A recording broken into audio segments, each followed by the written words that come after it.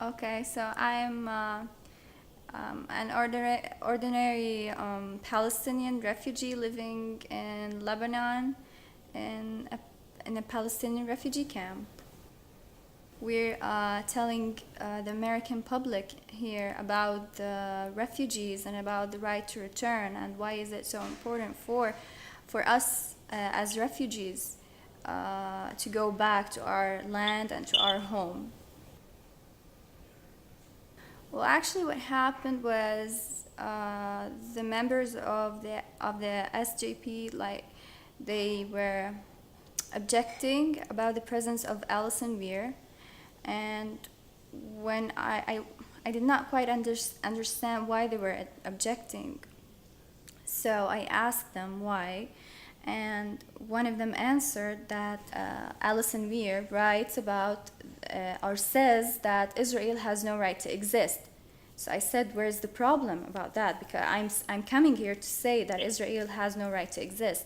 So they said, they were basically Palestinians.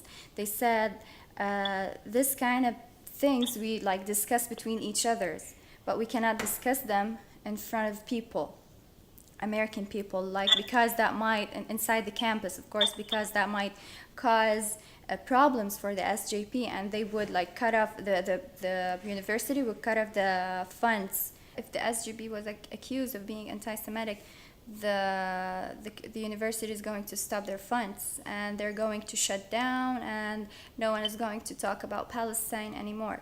So I told them, it is a fight, and any fight is going to have like you have to do sacrifices. Like back in Lebanon, we have these Palestinian clubs. Most of the Palestinian clubs in the universities do not take any funds from the university. We pay from us, so you can do the same thing. The existence of Israel, as I told previously, the SJP, the existence of Israel means that I have no right to exist, because like I am a refugee in a Palestinian camp inside Lebanon. Lebanese government does not want me, and we cannot return. So what are we? Are we gonna stay stateless or refugees for like generation after generation? It's already like 3 generations. So Israel definitely has no right to exist. I mean, it's our land. After they told me that you cannot say that in front of people or in front of the audience, so that's when I told them that I do not want to talk anymore. I just canceled. I asked Paul, basically I told him that I do not want to talk anymore, and I packed my stuff and I went out. Well, I was actually telling them that I'm not quite understanding the definition of anti-Semitic. Like, I like every time someone who says anything like so simple about any Jew, it seems like it's anti-Semitic.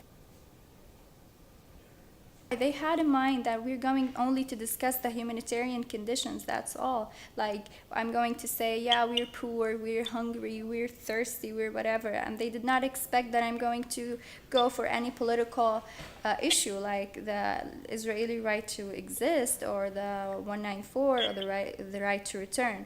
So basically, they had that in mind. But I had another thing to present to them.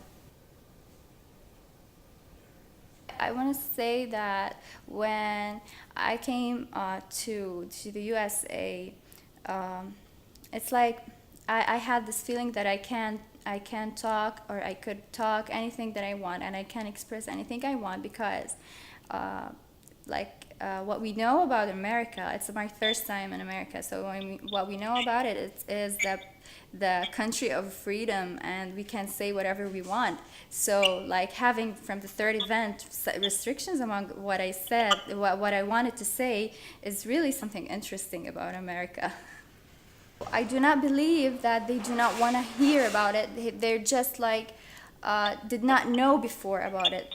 And I believe also that whenever someone knows about the presence of such suffering or agony or misery, that a group of people are having because they cannot go back to their land, I think they might change their minds, except if they were like Zionists.